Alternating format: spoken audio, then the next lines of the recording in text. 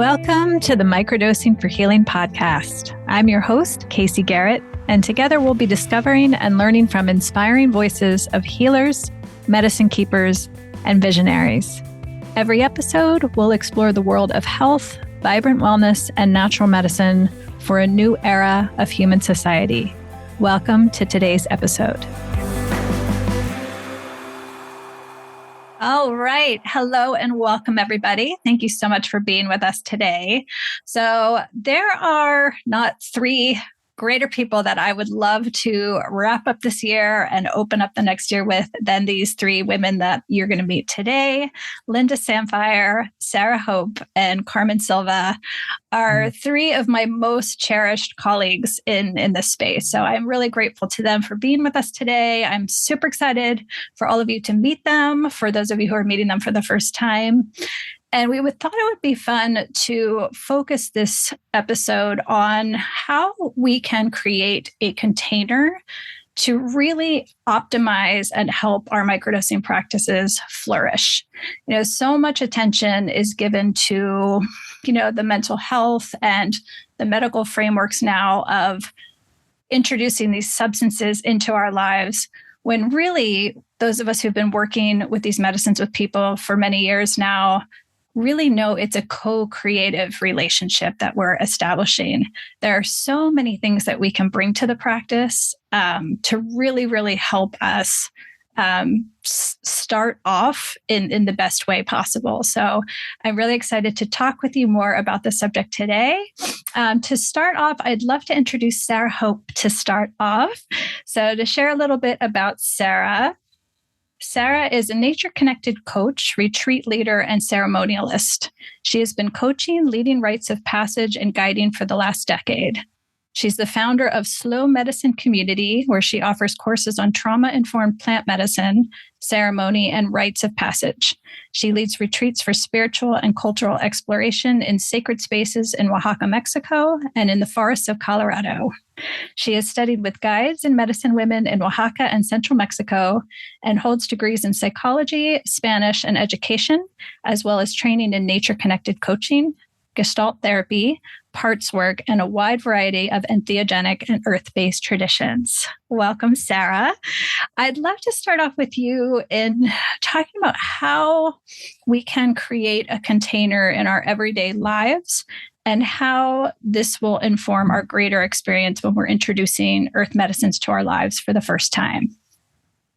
That's such a good question, Casey. And I just in contemplating this question, I'm really thinking that I want to offer some of the more nuanced perspectives, some of the, some of the things we don't hear about, because we hear a lot about journaling and meditation and all of the things. I have been coaching people in microdosing from all over the world and for many years. So, I've gotten a good opportunity to see some of the things that really, really are effective and really work. And so hopefully, including all of the things we all know, journaling practices, yoga practices, great diet, I'm going to try to give you a perspective on some of the things that go unsaid. So, the first thing in setting up the container, that a step that we often miss is taking a look at how our lives are and really taking like an honest,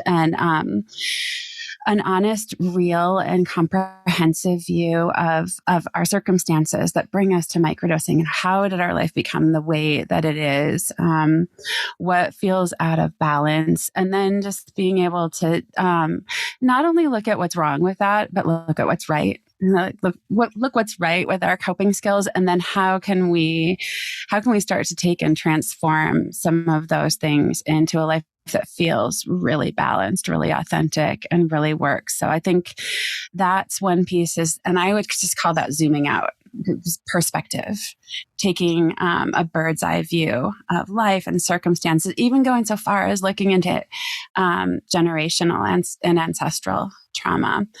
And then also taking a look at the deeper meaning, like the commitment, what's the big picture, the commitment to community, the commitment to, perhaps some of us have a deeper need, like we want to break generational traumas or break generational curses for the next generation, or a commitment to the earth. I think that sets up a really successful practice, is just having a deeper commitment to community, to the world. And then there's like the zooming way in, and that ability to go deep within. Taking ownership of our circumstances is huge and not easy. It takes a lot of courage. That ability to look at what's fallen out of balance and where and how, and being able to find that internal locus of control is really, really powerful, a really powerful piece to work with. So I would say those are some of the circumstances. But also, taking a holistic view of our whole selves, what has fallen out of balance, what needs to happen in our diet, what's our relationship to nature. Recently I've worked for years on my own self and my own mind body balance. I didn't want to get COVID, and I just started taking vitamin D and C, and all of a sudden I was like, oh my gosh, I'm not so fatigued. I've been like amazingly fatigued, and I thought it was just my job and the overwhelm of holding space for people. So like looking at your balances, if something's out of balance, and not putting all our faith in the microdosing, but using the microdosing as part of a whole system. So those are some of the things that I have for you. And then also just, bring in the courage to face difficult emotions. All right. Taking that open attitude, the things we all know, taking that open attitude, that willingness to really look, to really be with. Thank you. Yeah, this is such, we go into the new year, so many of us, with the pressure of commitments and resolutions. And so I feel like this is a great time to explore this idea of intention. So I want to introduce Carmen next. So Carmen is a microdosing educator and the founder of Key Om Coaching. Her coaching philosophy is grounded in deep love and relationship with Mother Earth, as well as Indigenous and Buddhist wisdom traditions. Alongside one of her beautiful plant medicine mentors, she has supported hundreds of people as they navigate their microdosing journeys in group containers. In addition to group coaching, Carmen offers one-on-one coaching and education through Key Om. Carmen sees microdosing as a gateway for deep transformation and healing, individual and collectively. It is her intention to support and guide individuals as they navigate their own unique path with sacred earth medicines, our ancient and wise teachers, and generous allies. So welcome to Carmen. Carmen created a really beautiful intention guide that is one of the most coveted resources within our microdosing community.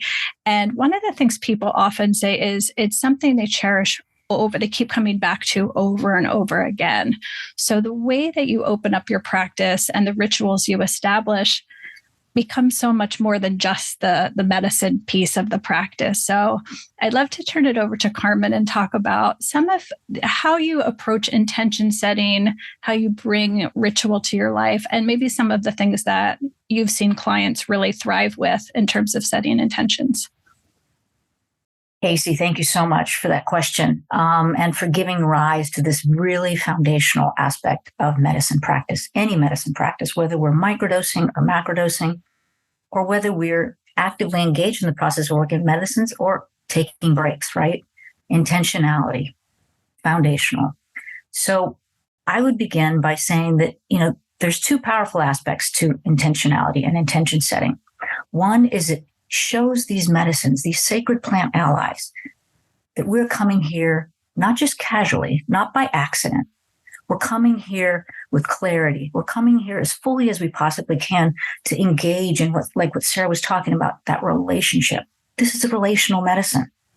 So us showing up by bringing our intention, by bringing direction from our mind, from our heart, from our spirit into the medicine practice, that greatly catalyzes the energies that are available to us then. And secondly, what intentionality does and intention setting is it helps it guides the medicines. And I'm going to say medicines, not just the medicines we're taking. Let's say if we're working with psilocybin, it's guiding those medicines and those powerful forces. It's saying, I'd like to go this direction.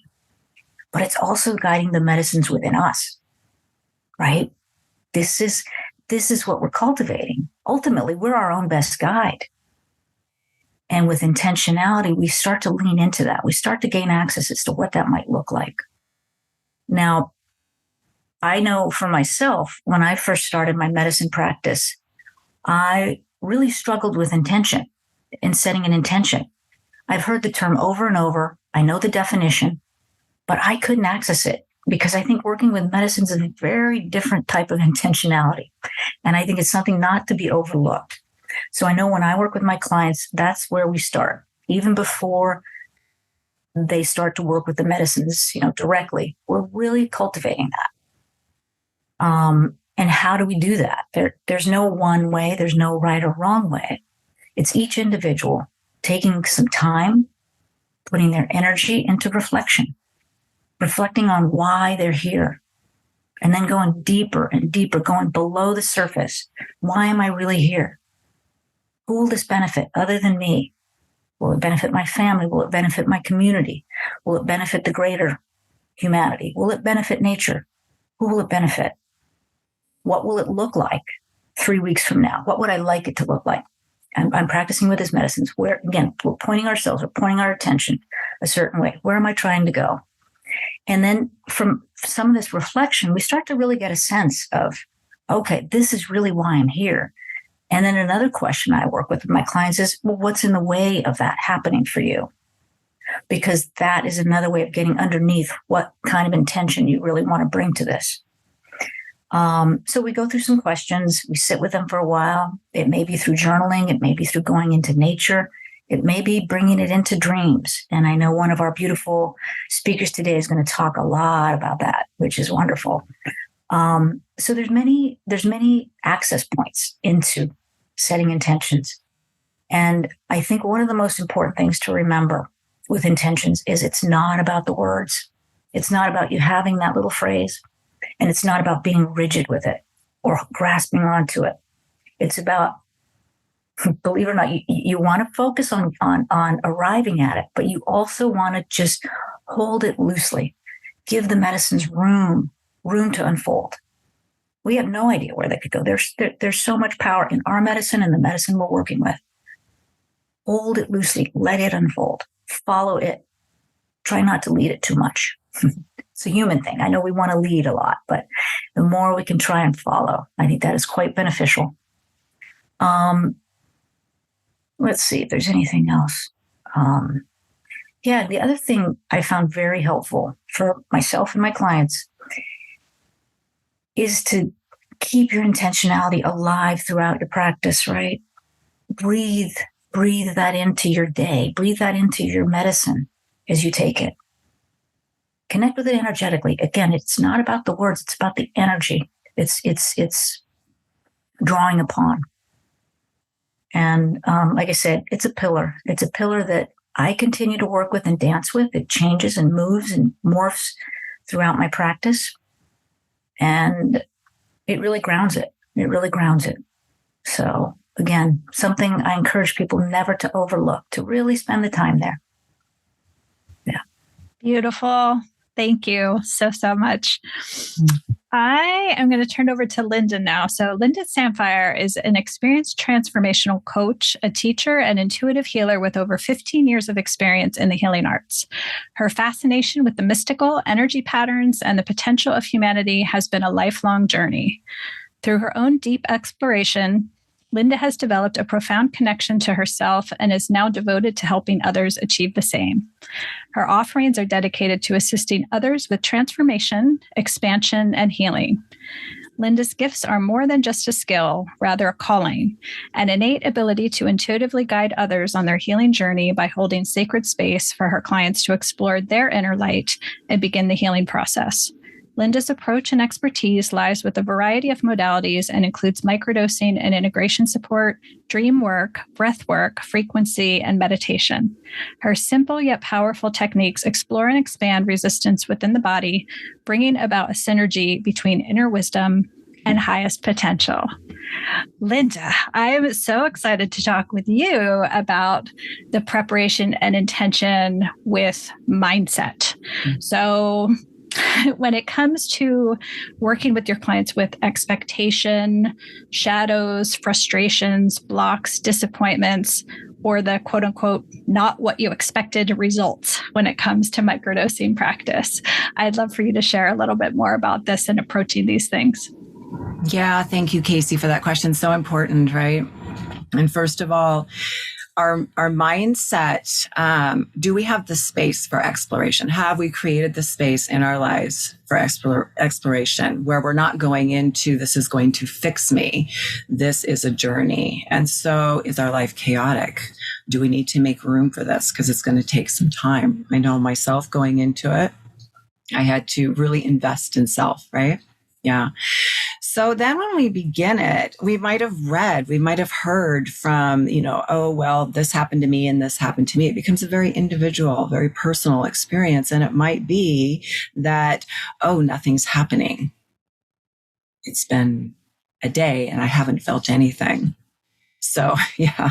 And so when going into that, we have to look from it, is these medicines are, as Carmen explained, the intention, they're aligning us with our intention.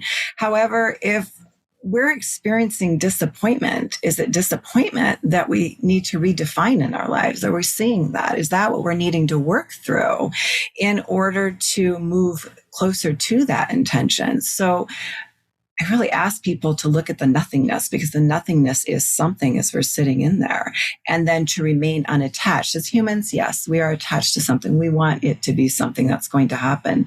However, broaden our view of what the attachment means and what the outcome is. And just because this person over here is experiencing this and this is over here is experiencing this, we are on our own journey. And this is something of self-exploration, and to then become receptive to what we're experiencing. When we look at disappointment, and I'm using this one because I hear this one a lot, we can even go deeper underneath that. And are we hitting the not enoughness? This is happening for this person, but not me. And so are we coming into the energy of not enoughness? Are we needing to explore that and taking a moment to be in a container with someone that can help us explore the realms of not enoughness, which is a lot of the core to it. And so with creating the mindset, having a container where we have someone, a guide, a mentor. I'm sitting with 3 beautiful, powerful voices right now who do this, to work through those, because something is happening. It's just the path is different for everybody. And so we need to remember that when we're moving, when we're shifting, when we're expanding our consciousness, everything has to come out on the table first. And then we can move through that. And that kind of begins to open the gateways. So really assessing where we're at in our life. Are we ready to move into this? Or do we need to do some work prior to around mindset, around creating our life so that we have the space? And so I always start my clients out with working with where we are at. And I think that's one of the most important parts of going in as we begin the relationship with these medicines. Beautiful. Thank you. Mm-hmm. Sarah, I want to move back over to you around elements to enhance our practice. You spoke a little bit about this in the opening, but I was reflecting on the many clients we've had move through our programs. And we had one woman, it was so hilarious. She was like, I just can't journal. I just can't. I just sit down with my journal and I just go blank. And what we ended up working with her is she loved to be in nature and she loved to take photographs. And so instead of journaling, she created kind of like a photo journal of her microdosing experience, where she would go out and kind of document her feelings as reflected in nature with her iPhone as part of the journey. So there's so many different creative ways. We know about breath work, we know about meditation, we know about journaling, but what are some of the other things that you have seen that really kind of enhance and complement people's microdosing practice? Yeah. Oh gosh. I love that you mentioned like the women who can't journal. That's me with yoga. I'm like, I can't yoga. I'm like, I don't, what's wrong with me? I find it so boring. But I can totally Tai Chi. And right. So that's like, there's not one size fits all. And so this feeling that people sometimes get where like they need to be able to meditate, like we hear this a lot with people like, I can't clear my mind. And we know meditation's not about that. But again, I think there are two pieces that we've already pointed to, like the intentionality behind the practices has to be there. Like that's the key piece. Doesn't matter so much what the practice is. Some people, like to make a recorded journal, and like to speak into their iPhone. I personally am auditory, and I'm left-handed. So like to sit down and journal can be really tedious and like crampy. So like really know that approach that there is no one size fits all. However, practices that feel good and right and authentic to you are going to be the ones that are going to be really beneficial to your practice. And sometimes we have lost track of what that is. So hence the role of a coach, or a guide to help us find what really, really feels good and really, really feels right. That said, I do think that there are some really important pieces. One is reflection, the ability to be able to reflect, to be able to see ourselves throughout the day, to be able to compare yesterday to today. How did I feel yesterday? What is that transition day really like? What did I need to, what shifted in the last week? So whether it's journaling, whether it's, speaking to somebody, whether it's recording something in your iPhone, I think that reflection piece is really, really important. I also think that emotional regulation is a super duper important piece. A lot of times we're missing an ability to regulate. And this is the type of thing that we learn innately from our parents. So if we had anxious parents, if we had parents that didn't know how to regulate, or, my parents, for example, like their version of regulation was a cocktail at the end of the day. That was their like regulation skill. That's not the one that I want to choose for my life. It's not healthy. And so we have to learn how to regulate our nervous system. That's what feels really good. So whether that's going to be through breath work, which seems like all of us have a breath work practice, whether that's some sort of like shamatha meditation, whether that's getting outside, whether that's grounding, or a combination of all of the above, some sort of, being able to be empowered with the ability to regulate your nervous system is huge key to success, I think. I also think physical movement, when we're containing traumas, when we're containing stuck energies, it has to move. It's got to go somewhere. The way that we get things to process through us is through movement. And I think that's why a lot of people might be hitting a wall with talk therapy. It can be really effective. I'm a huge fan of talk therapy, but and I didn't go into the clinical model for that very reason. Just, frustrating when people can talk through the problem, but they can't quite feel the solution and the anxiety is still there. So some kind of physical practice. I personally love, I love to just like rock out and fully dance, like move my hips and like be silly and shake my hair. We have to move this. So there's that. I also think, we talk a lot about doing the work, and it sounds so serious, but I like to say, don't forget the fun. Fun is immensely healing, and doing something that feels amazing, remembering how to feel amazing, remembering how to have fun, remembering how to play. Play is immensely healing, and also play is really great for rebooting neural pathways. When we go to do the work, right, and we hunker down, like we all know how to do that. We all know how to overwork. And it's easy to get into that pattern, but can we find the play? Can we find the joy? So those are some of the things. I also think having a great support system, recognizing what your support system is important. You know, who are the people that are good for us? Who are the people that really listen, really care, that support us, that want to see us thrive, want to see us do well, and noticing who those people are, and then maybe trimming down some of the elements of our life that are draining. You know, a great coach is somebody who can help you learn what your boundaries are, especially, again, if they weren't modeled well by your parents. Having and executing those boundaries so that we can use our energy in ways that feel good to us, and so that we can stop giving our energy and power away to situations that are disempowering, that ultimately create disempowerment, fatigue, frustration. And so, you know, rearranging our lives in ways that feel really, really good. Those are my favorites. I know there's more richness in this group, but those are the ones that I like. Those are fantastic. Yes, I love the dancing. I love the play. Yeah, absolutely. Beautiful. Carmen, I'm excited to hear from you on, I know this is something very, very close to your heart.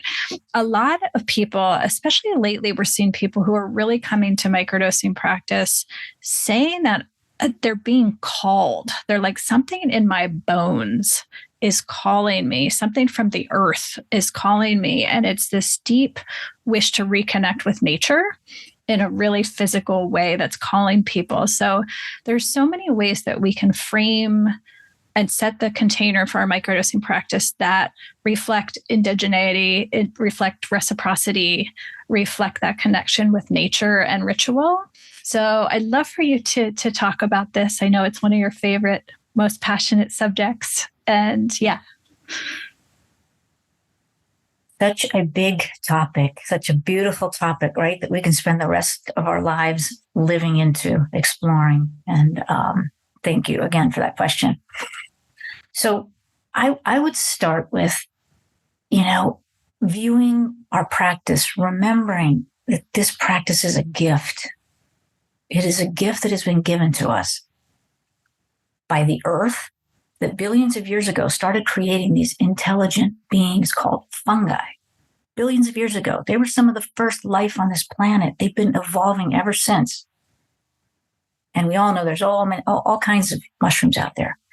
But these beings start evolving, and long, long time after they were on this earth, thriving on this earth, humans came along. First peoples came along, and they started interacting with these beings and learning from them, right? And we are walking on a path behind those beings, behind the gift of nature, behind the gift of all those cultures that have learned from these beings and learned how to be in relationship with our planet, how to live in right relationship with our planet. These cultures continue to hold and protect these medicines and these lands and that wisdom. And I think by us stepping into this medicine path, we're following in their footsteps. That we have access to that wisdom, and we're stepping in to try and remember. It's a remembering. We all know this. It's in us. It's in us. And we're remembering that. And I think, you know, reciprocity is such an important value. And again, I think it's one of the greatest teachings that these medicines offer. And, you know, I was sitting outside today before our call, and I was sitting in the sun, receiving those beautiful rays of the sun. And I was sitting under a tree. This is a tree that I planted when I began my medicine practice. This was about 4 years ago. It's a pineapple guava tree. This is one of its fruits. It's fruiting right now. I sat under that tree and I remembered that act. That was an act of me saying, thank you, Mother Earth. Thank you for this gift. And I, in turn, want to give life in some small way back, right? I planted this tree. This tree now is giving me fruit that I'm sharing with others, fruit that was just on a cacao ceremony altar being offered to the spirits, branches that other bugs and beings are living on, fruit that falls from the tree is feeding the worms, it's feeding the soil. That's reciprocity. That's reciprocity in motion. Life giving life. And I think our medicine practices, our opportunity, and I think that's why the medicines are calling us. And I do believe they are calling us. They're much more, they're available. They want humans to connect with them so that we can return into right relationship with this planet, with this earth, with our mother, that we are not separate from. We are not outside of nature. We are nature. For us to remember that is huge, huge. You know, it's a beautiful gift. It's a beautiful gift, our practice. And I think these first peoples that we are walking behind, they created this path for us to walk, and being grateful, standing in gratitude for that, standing in gratitude for Mother Earth, really shows reverence, you know, for what we're stepping into. And to me is the most, that's why I do what I do. I do what I do because I receive benefit, but I do what I do because it's important to hold these medicines with reverence and to remember the first peoples and the first cultures that held these medicines and brought them to us. Gorgeous. Thank you. Lynda, I am excited to hear from you on this subject. I know it's a favorite of yours. So part of medicine practice is kind of getting out of our humanness. You know, I've seen again and again, people sometimes think that nothing is happening, but it's really, things aren't coming to us through our human lens. And sometimes we need to step out of our human lens to hear the voice of nature, to hear the voice of spirit, that spirit speaking to us through our dreams, through symbols, through serendipities, through chance encounters. And so can you talk a little bit about these extra human qualities to look for in terms of our expression and communication?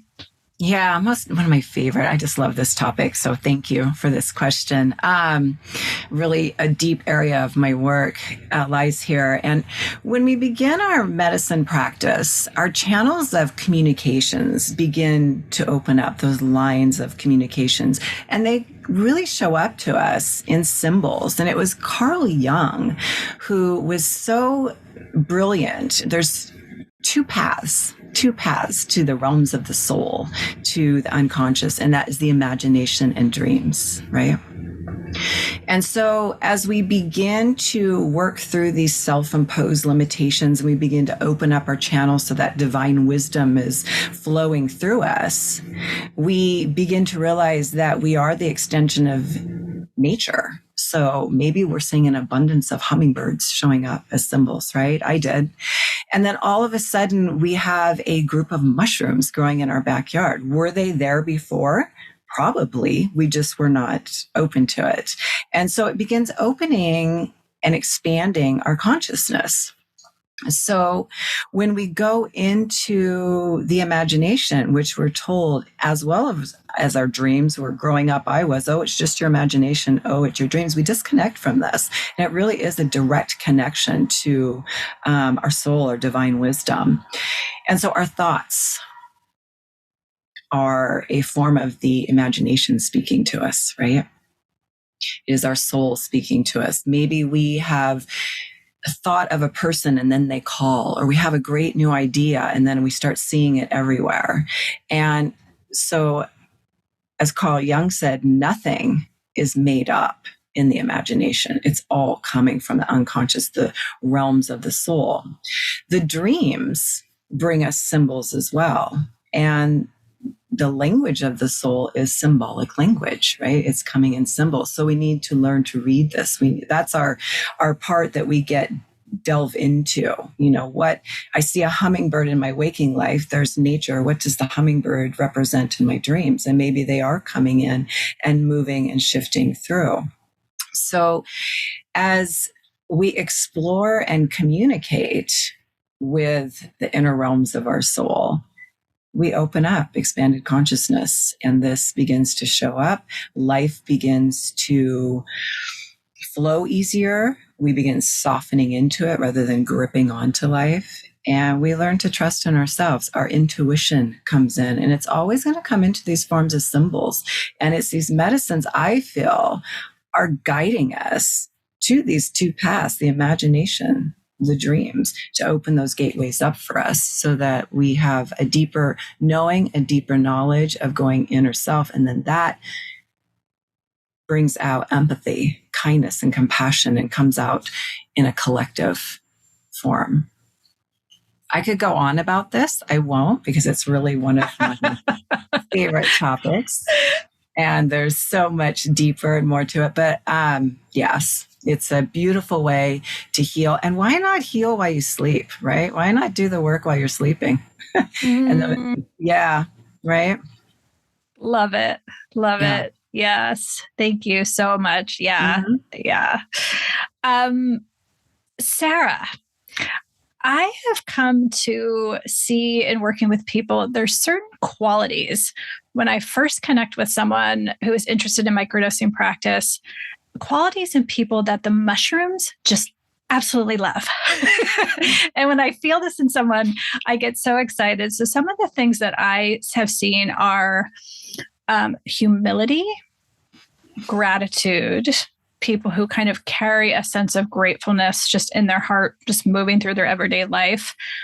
A sense of a spiritual readiness. You know, sometimes I talk to people and you can say yes to something in your head, but there's increasingly, I sense this like yes coming from people's soul self that almost kind of moves faster than their mental self. Another quality is a readiness for self-honesty. You know, one of our members in our community said medicine practice is big honesty, fundamentally big honesty of self. So people who are really, really ready to see from that wider lens, I think mushrooms are, yes, you ready. So I would love for you to weigh in on what you have seen, like when you're first connecting with someone in the early days of practice. What are those qualities that really connect with medicine? Yeah. I'm so everything you said, and the idea that mushrooms love these qualities is so rich. Like what a fun idea, and just fills me with smiles. Yeah, I mean, I think you kind of nailed it. There's that sense of openness. I also think that sometimes I'm listening for an awareness, maybe of the subtle. Because when we're working with microdosing, right, it's not going to hit us over the head like an anvil. There's going to be a subtlety, and like, do we have the recognition of the spaces between the spaces, or I think maybe also being process oriented is a good sign that microdosing might work for somebody, that somebody is interested in the process and not just the outcome. I heard someone, I think it was maybe Lynda, talk about attachment. I love this. I love to coach this quality of being committed versus attached. And we don't always know the difference, right? But being committed to a process, right? Being committed to being on a journey.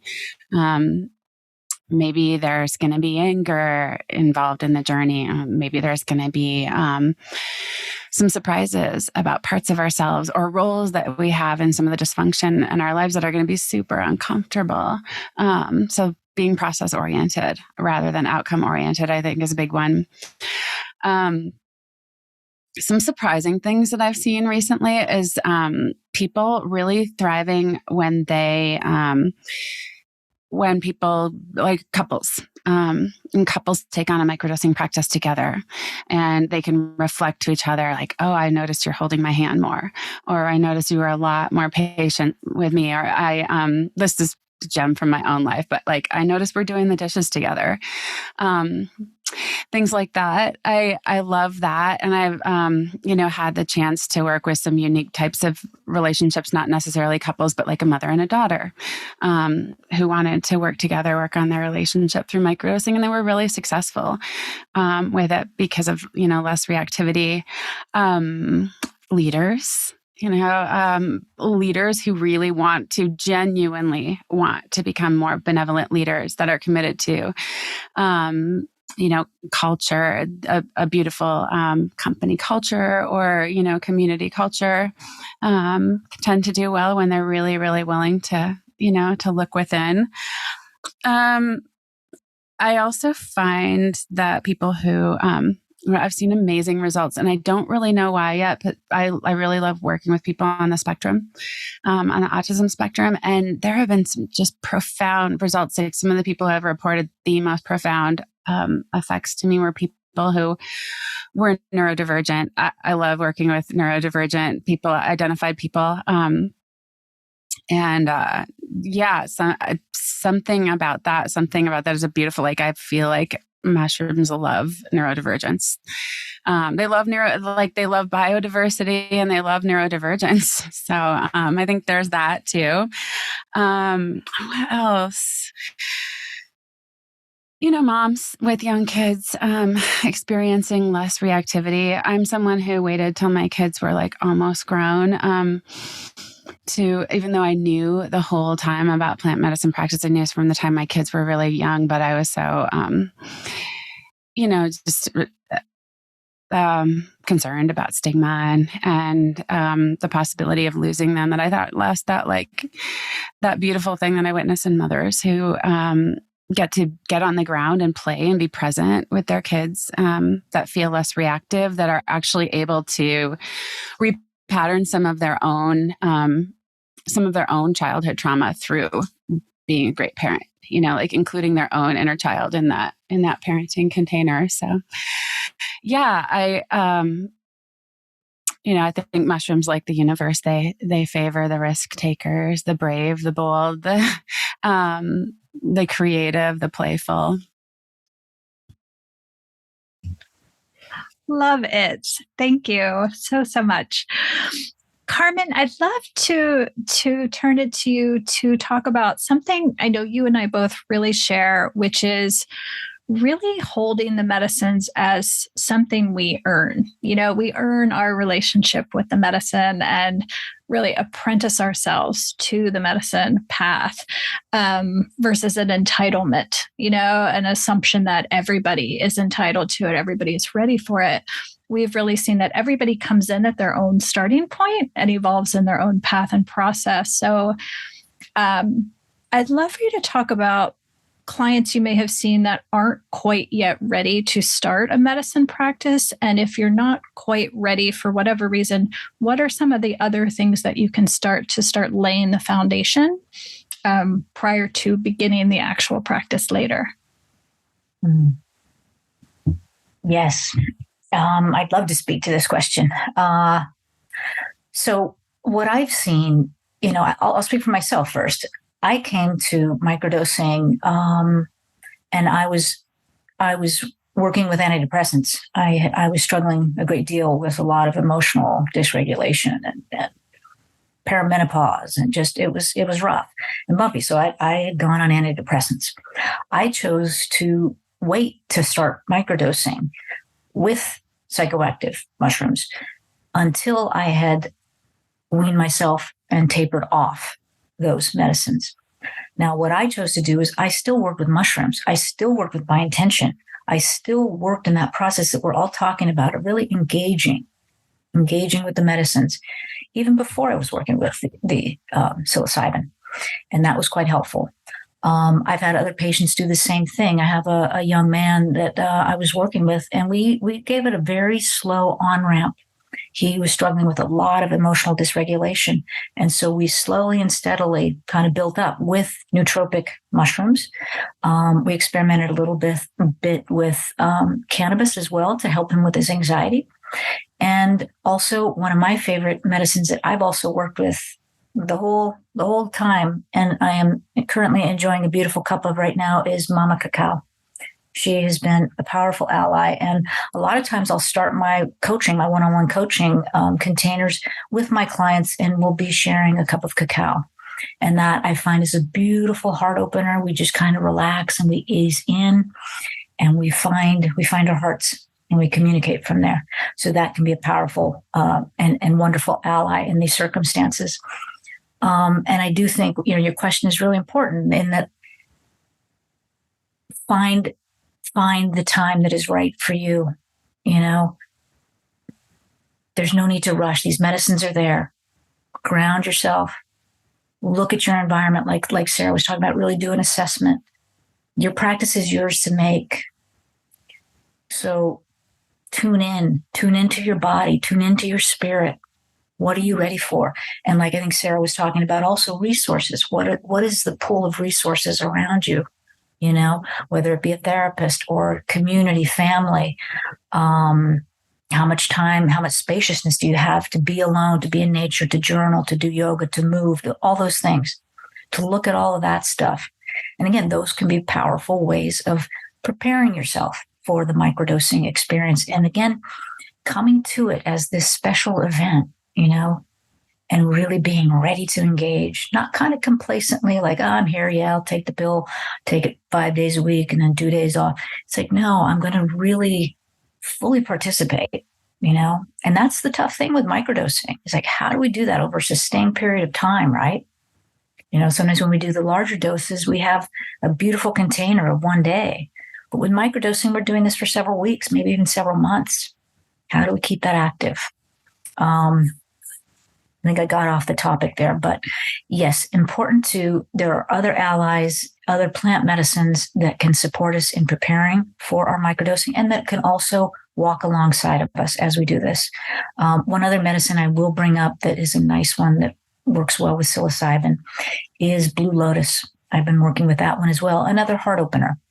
And again, they just allow us to open more fully into our practice and be more compassionate with ourselves as we go through maybe some of the darker, tougher times and bigger emotions, let's say.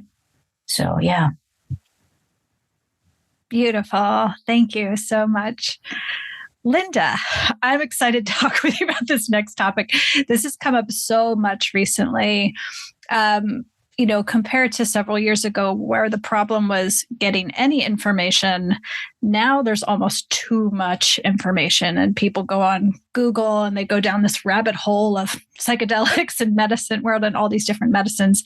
And oftentimes they come in our first intake call, they're like, I don't know, how do I locate what medicine is right for me? You know, is frog the same as toad? And is that the one with the red dots? And it's there's so much out there. So I would love for you to talk about, you know, when someone is first coming to microdosing for the first time, how do you work with someone to determine which medicine might be the right medicine for them? And also people who might be unfamiliar with medicines outside of mushrooms, what are some of the other medicines that they might consider for microdosing?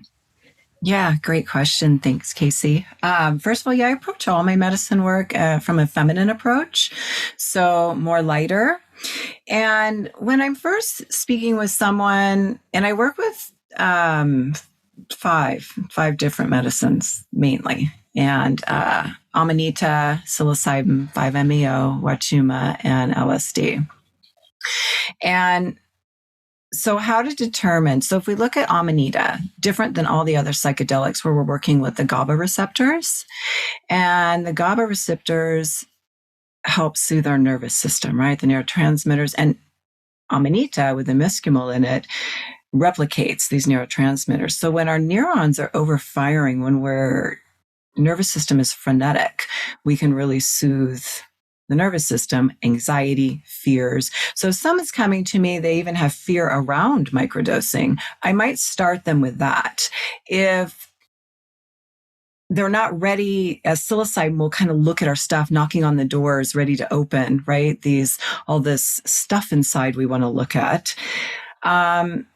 Amanita can start with that one. Starting with that one can bring that in and soothe the nervous system. So we're maybe more open to looking at ourselves, to navigating that.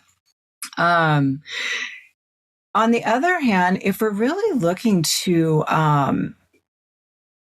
get in there, begin shifting and changing like I was when I first started. I began with psilocybin. I was ready to, that missing piece of the puzzle. I really wanted that to connect. And that's what did it for me. There were times where we would go into those depths and it was uncomfortable that I wish I was aware of Amanita, because that can be taken alongside. We're looking at, serotonin receptors versus GABA. And then moving into a really powerful one that I use is 5-MeO. And I use this one differently than what we really see on YouTube and all the social media platforms.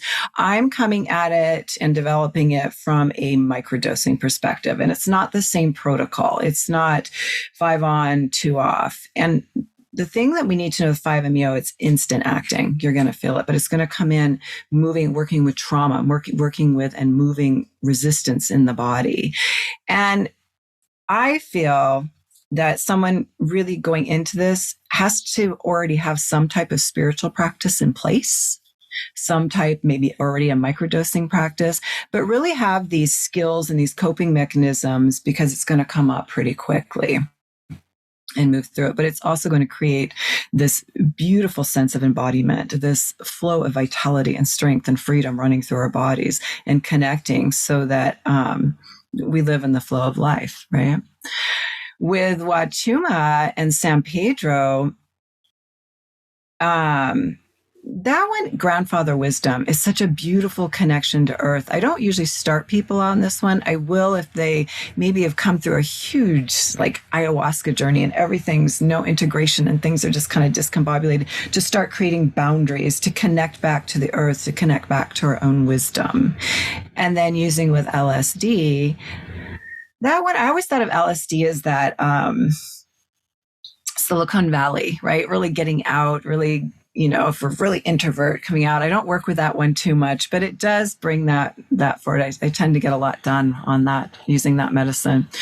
But all of them, maybe we're not ready for any of them. So maybe I'm giving a pouch with a capsule to lay under a pillow and bring into our dreams. And so we can connect to these medicines on a spiritual, with the beings first, and then move into it and graduate into the more larger ones and work from there. No rushing. This is slow. These medicines are asking us to just settle down, slow down, and tread lightly with them and allow them to do their work. So that's kind of the gist, a quick little overview of the medicines and how they work with us differently. And I've had beautiful experiences with all of them. So, yeah. Thank you. That is so helpful. And I think all of us would agree, please don't learn about these medicines from YouTube. Yeah. Talk to us, talk to a guide. Yes, absolutely. So helpful. Thank you. Sarah, one of the things that I'm seeing this year that I have not in prayers is more and more people are coming to microdosing with the intention of preparing for a high dose journey and laying the foundation, which makes me, I love this so much. And so oftentimes when they come in knowing this, they want to know how long they should prepare, how long they should plan to microdose in preparation for a journey. And also, can microdosing be part of the integration experience of a higher dose journey? Yeah, what a great question. I can feel like your respect for people wanting to prepare, wanting to put adequate time into preparing for a journey is really, really refreshing. So I think for a while we weren't seeing that, right? We were, when media was starting to come out, people were like, yes, right away, full dose, warrior's journey, let's go to Jamaica kind of thing. And then there's been this sort of pullback, what if we prepare for that? What if we view this as a rite of passage, which it is. And, it's a psilocybin journey or any type of plant medicine journey can be a lot like a death and a rebirth. And with anything like that, there's going to be a threshold. There's going to be a gestation process, a getting ready. So I am a ceremonialist. I work with people in ceremony. So when people come to me to, with the intention of doing a journey, I usually do start with microdosing. There are so many good reasons for this. The first one is to build a relationship. It's great to go out for coffee with somebody before you go away with them for the weekend. Same with psilocybin, right? We want to, or, trying a glass of water before we dive into a lake is a good thing. Like making a relationship, making our an acquaintanceship. Like we've been talking a lot about relationship with the medicine. So I think becoming friendly with the medicine, building confidence is also a great reason for microdosing in preparation for a journey. It also starts to soften some of the places in us that have become calloused or that have held hard onto trauma or intergenerational trauma or dysfunctional patterns. Things that can hold us back, like attachment, attachment to being right or self-righteousness. When those things start to soften, we can start to get a clearer view of what we want out of our journey. We can get in touch with our true intentionality. We can get some softness around, what's really ego-driven and what's soul-driven, as we can contact the soul parts. So yeah, I'm a huge fan of microdosing in preparation for a journey, building that relationship. Something that people aren't talking about a lot is a lot of times people are, when should I start microdosing to integrate a journey? One thing that people don't know and can be really, really surprised by is that oftentimes when we take a microdose, like shortly after a journey, it's not a microdose. Those pathways are so open that people will be like, I microdosed and I was right back in the journey. Sometimes there's a reason for that. Like sometimes the mushrooms are like, come back here. I've got something to tell you. Like you're already on the wrong track. Like you're already doing the things or whatever. Like let's revisit this.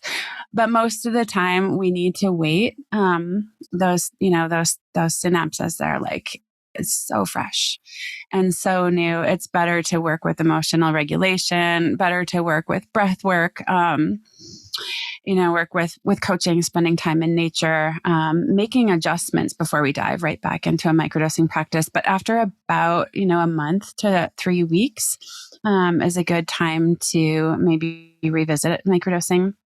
So how that looks in a whole trajectory is maybe rather than viewing a journey as a single day or a single weekend or as a single retreat, like viewing a journey as a season in our lives, coming to preparation, coming to that threshold, preparing our mind, our body, our heart, our spirit for the journey, and then entering the journey, which is, the big disruption, the big forest fire, that burns away old growth. And then letting that integration process be like, the new growth forming.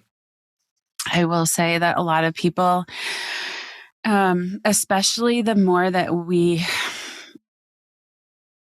sadly like colonize the medicine or, plug the medicine into a capitalistic model, people are looking at the medicine as the thing.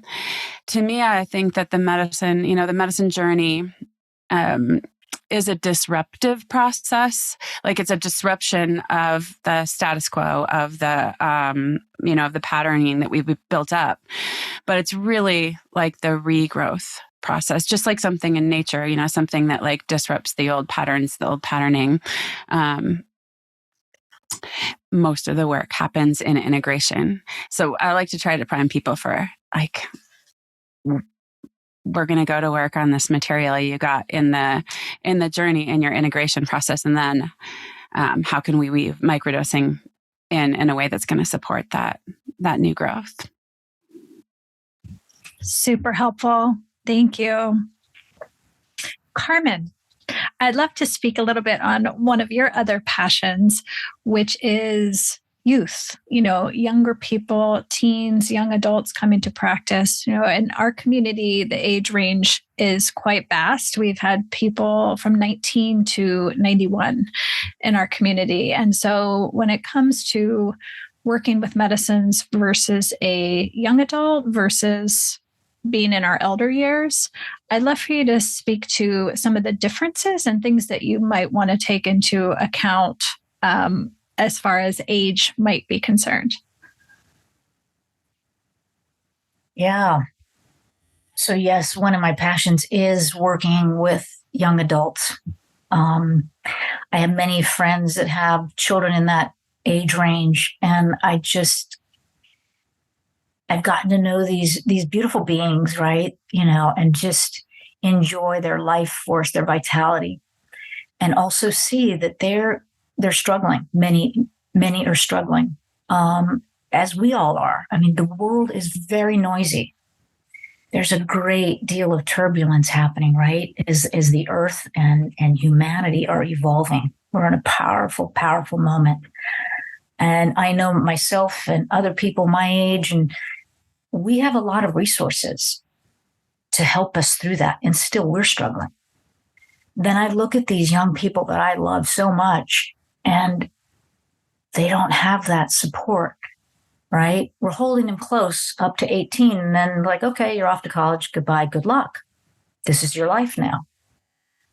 I really feel a deep calling to support them in really meaningful ways. And for me, one of the most meaningful ways, possibilities, is working with earth medicine in an intentional way, like we were talking about before, not just recreationally, because odds are the world we live in right now, they are probably going to be exposed to these medicines in college or recreationally, even younger, perhaps.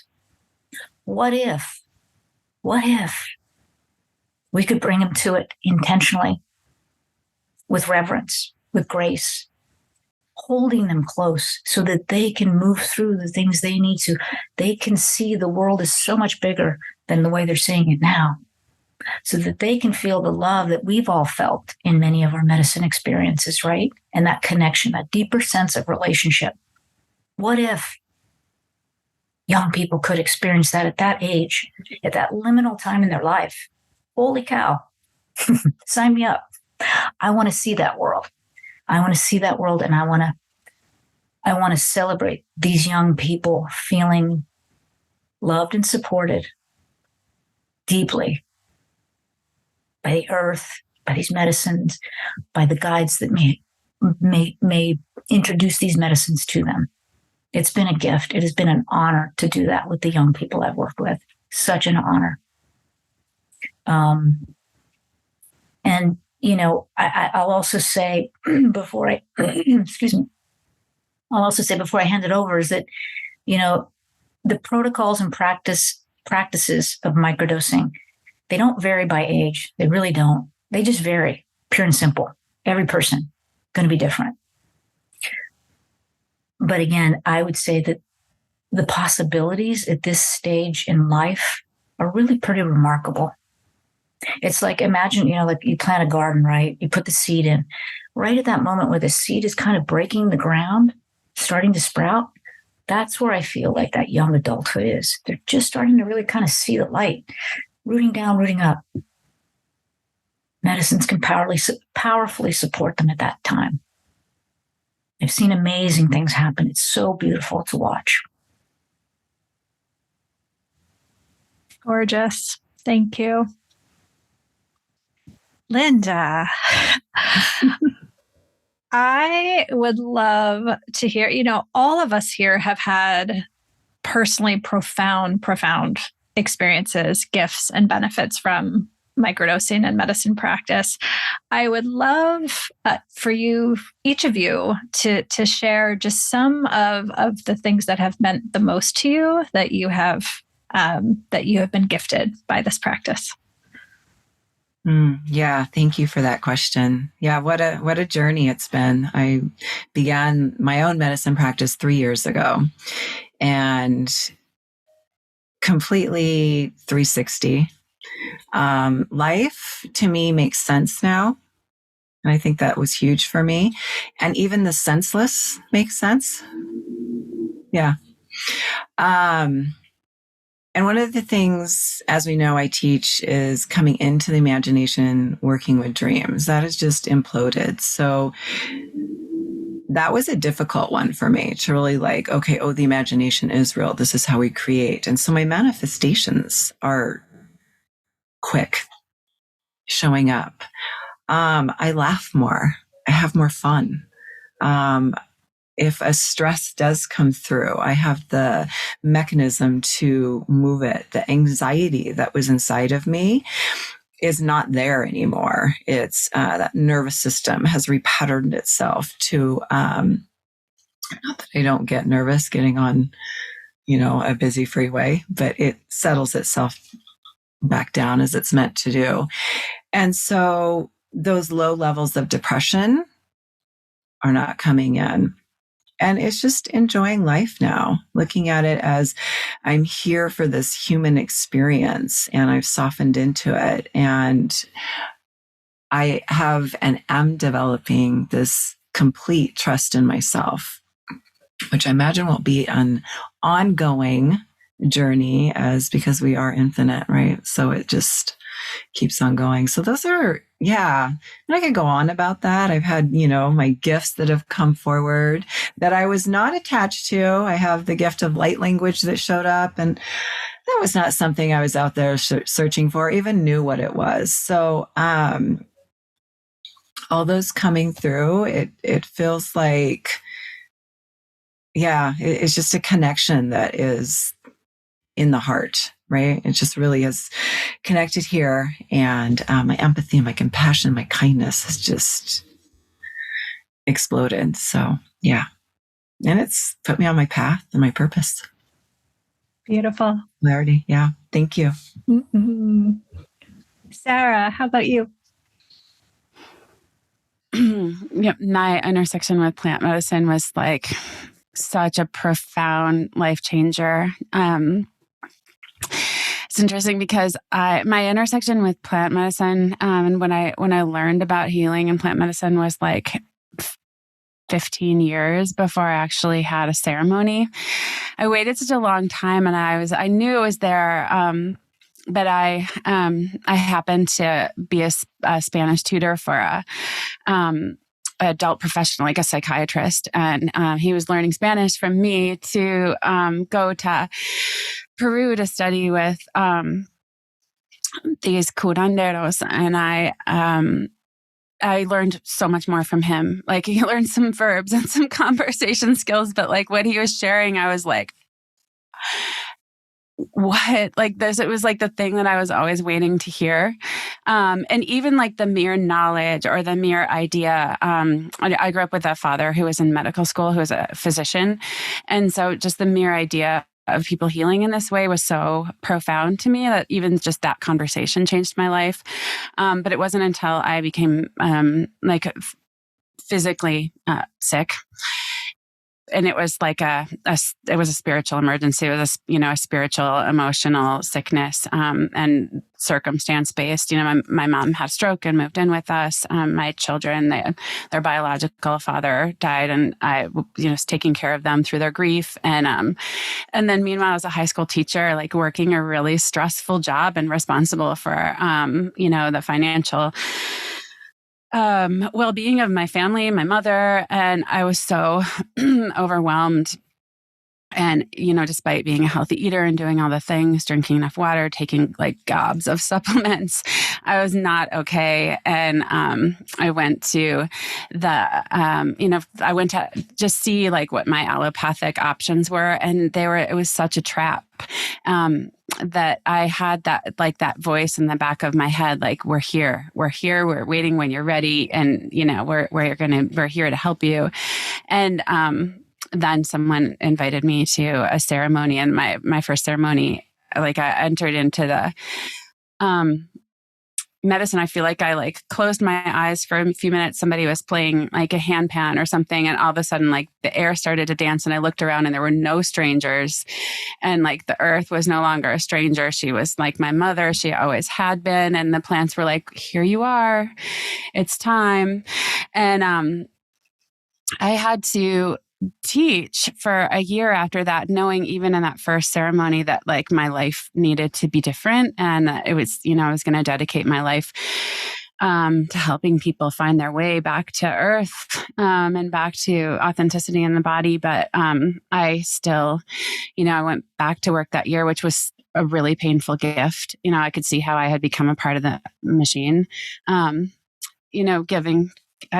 giving kids assignments and failing grades and stress. And I entered that to, be a part of the solution and be part of the hope. But I wasn't, and I got to see kind of all of the layers of dysfunction and sadness and bullying and, soul disconnection at play inside of a high school building. And seeing that while in the process of microdosing with like clear eyes was life-changing. And I left that year and dedicated my life to this work, even though at that time, nobody had even heard of microdosing. People had probably, I'm sure you guys, had, but it was very, very unheard of, very unusual, and very taboo.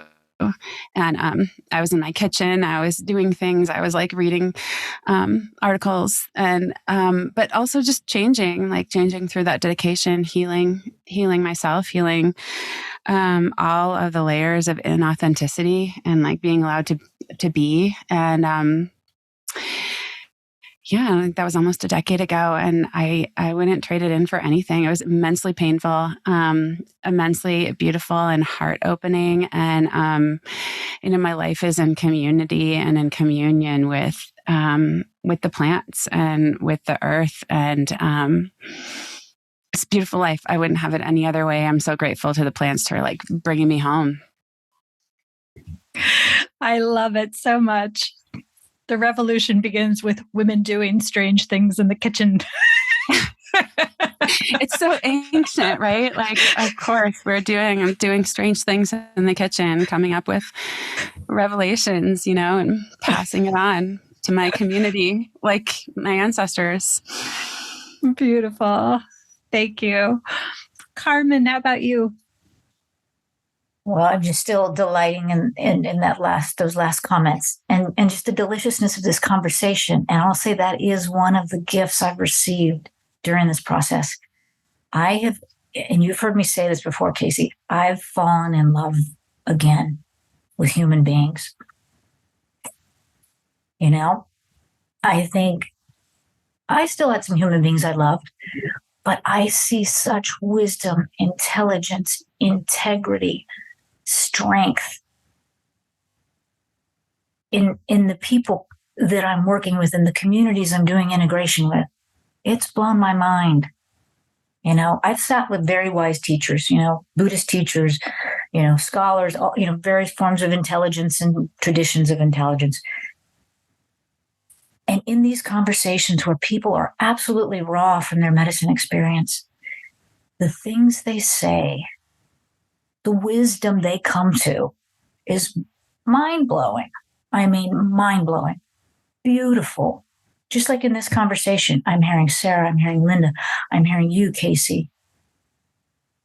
That's, I think, one of the most beautiful gifts I've received from the medicines, is just being able to revel in that beauty. And again, believe that human beings are capable of evolving. We are evolving.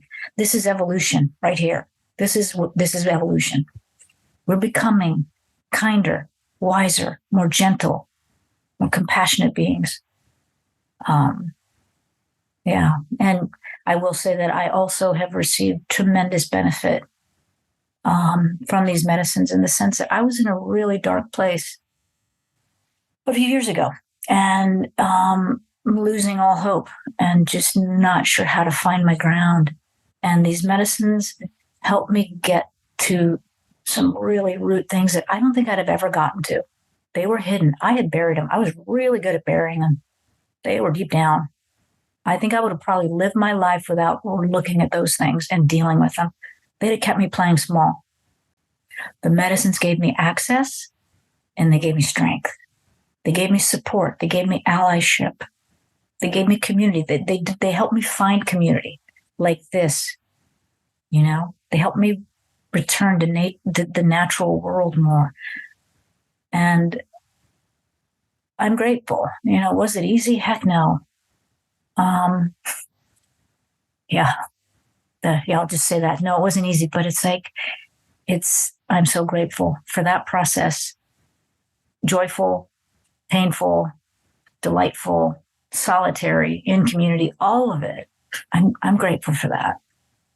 Yeah. And for the mentors that I've had along the way. Thank you so much. Speaking of evolution, Lynda, I love to close our episodes by learning, we're at quite an inflection point. I think that's become clearer and clearer in each passing year as a human species, as a human family. And I love to ask our wisdom keepers, medicine keepers, if you had your dream of dreams and your ideal vision take hold in the world with how we can bring nature's wisdom, how we can bring spirit's wisdom to our culture at this time in the most beautiful, accessible way, what vision do you hold? How do you see that taking shape? That's a beautiful question, and one that's really, really important to me as we move forward, and it's coming more into the mainstream. And I think first and foremost for me, what's so important is that we give reverence to the indigenous, to the rituals, to the wisdom, to the knowledge, and how long they've been doing this, and weave that into our own modern society, and that this is not a new practice. And that if we move out of the instant gratification model, the bottom line, the big pharma, and where we don't look at progress as we desecrate the earth tree by tree, but rather going inwards and doing our own work, looking at ourselves, and then bringing that outwards as a collective. That we realize that we already are the frequency we're all wanting to get to. And this is a remembering. This isn't a new learned skill, that we allow the medicines to help us remember who we are moving forward, so that we're living in a world that is compassionate, where we see the similarities in one another rather than the differences. And I remember on my very first mushroom journey, the first thing I saw was a world where we were coming from love rather than fear. And it was green. It was beautiful. People were helping one another. There was no, this person's this person's that. And it was really, really beautiful. It touched my heart. It brought up huge emotions. So to work towards something like that, and I don't want it to sound all utopian, but it's just our natural humanism and the human experience. And that is really how I'd love to see these medicines bring us all forward. So that's my dream. Yeah. Thank you so much. Carmen, how about you? I think Lynda touched on so many beautiful points there, right? Working with plant medicines is such a powerful opportunity for us. And my vision, my hope is that human beings can find their way into this process and into this relationship, not just for themselves, but for the greater collective. We're all dancing this dance together. And my greatest vision, I am very much an optimist, is that human beings, like I said, we are at this inflection point. We are evolving. We're going to evolve into beings that live from our hearts. We have beautiful minds, but our hearts guide us. We're beings of light. We're spirit. We're living more from spirit than we are from our physical. We're taking care of our physical. We're honoring our physical. We're letting it guide us.